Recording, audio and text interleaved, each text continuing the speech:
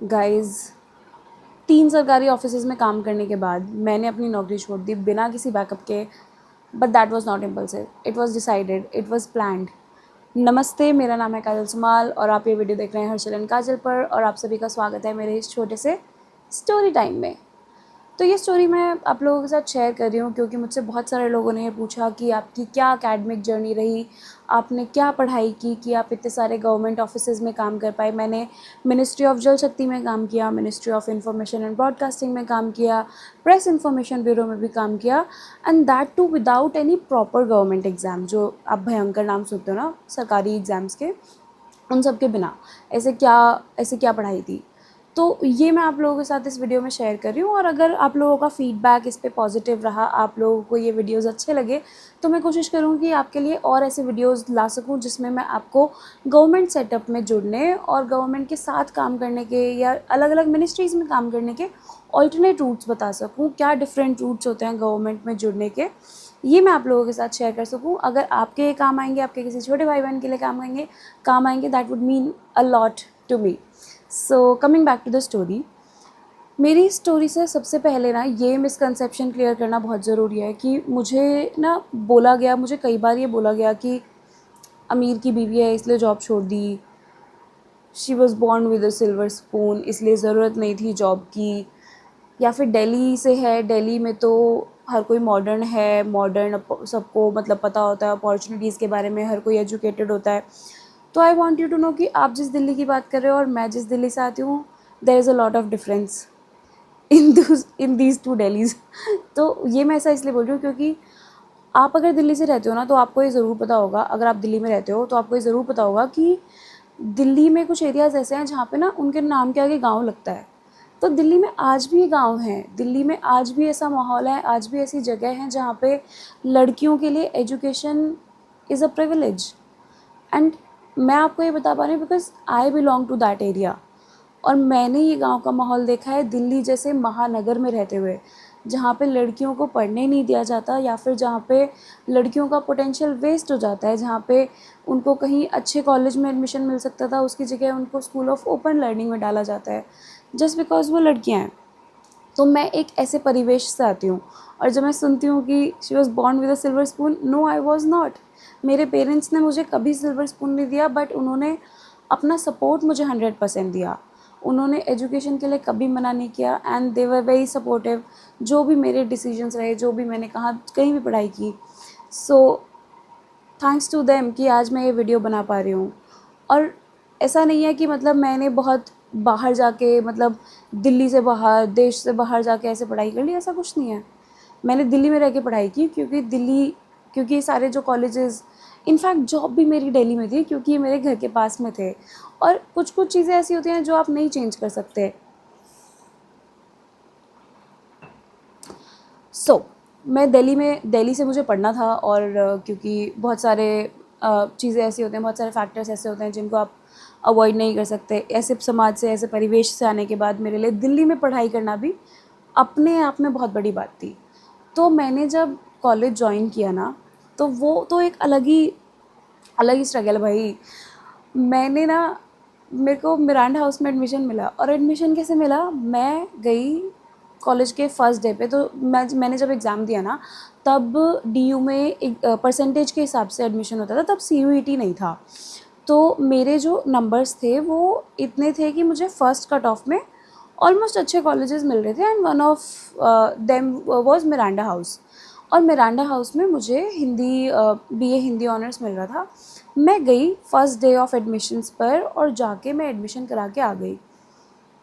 Admission करा के मैं आ तो गई, बट मुझे लोगों ने बोलना शुरू किया कि हिंदी में तो कोई करियर नहीं है। ये बात अलग है कि जो मेरा पूरा प्रोफेशनल करियर रहा है उसमें सबसे बड़ा योगदान हिंदी का ही था, हिंदी का ही है आज तक। तो खैर उस टाइम पे मुझे नहीं पता था, मैं सही में नहीं जानती थी।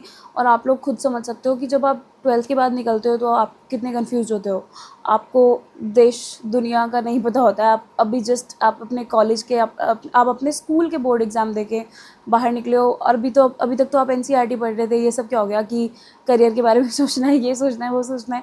तो एकदम ऐसे कंफ्यूज हो जाते हो कि आपको क्या पढ़ाई करनी है, कहाँ से पढ़ाई करनी है, हिंदी लेना है, इंग्लिश लेना है, पॉलिटिकल साइंस लेना है, क्या लेना है। है ना, अभी तक तो आप सारे सब्जेक्ट पढ़ रहे थे।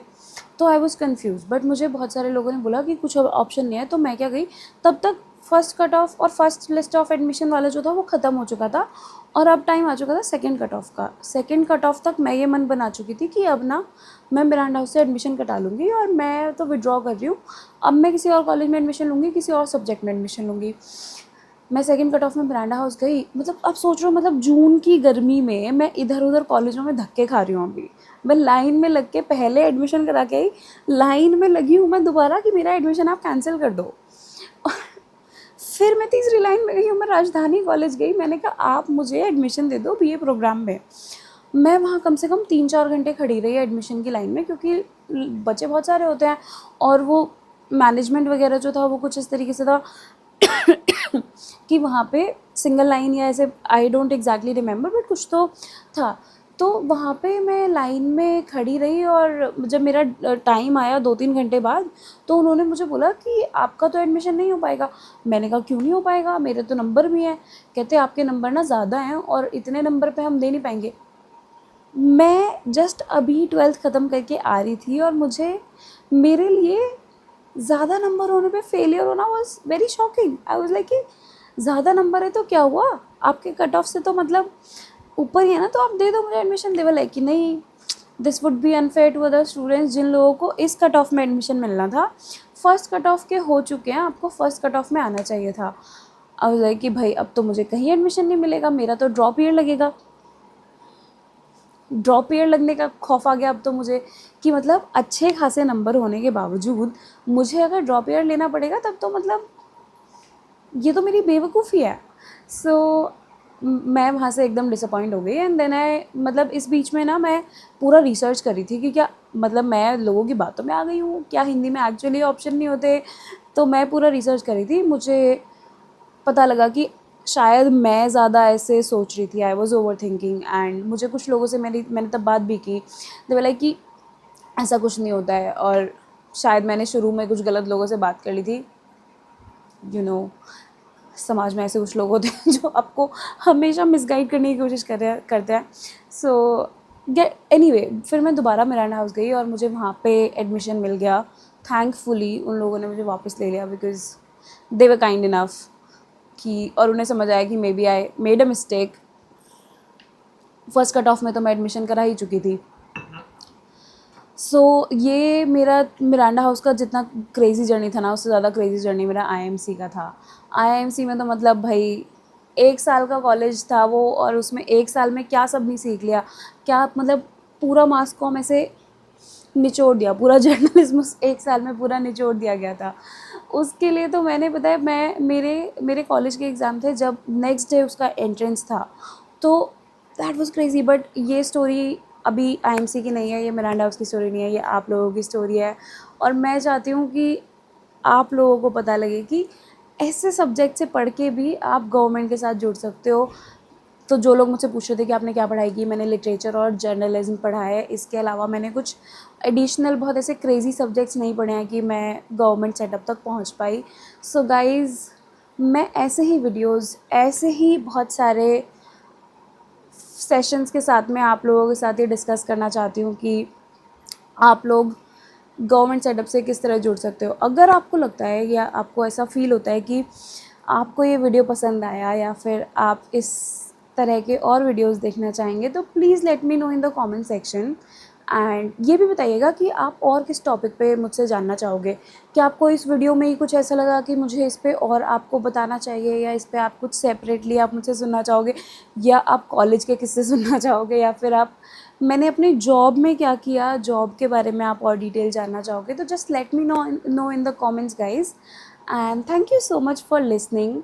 Bye bye, see you very soon.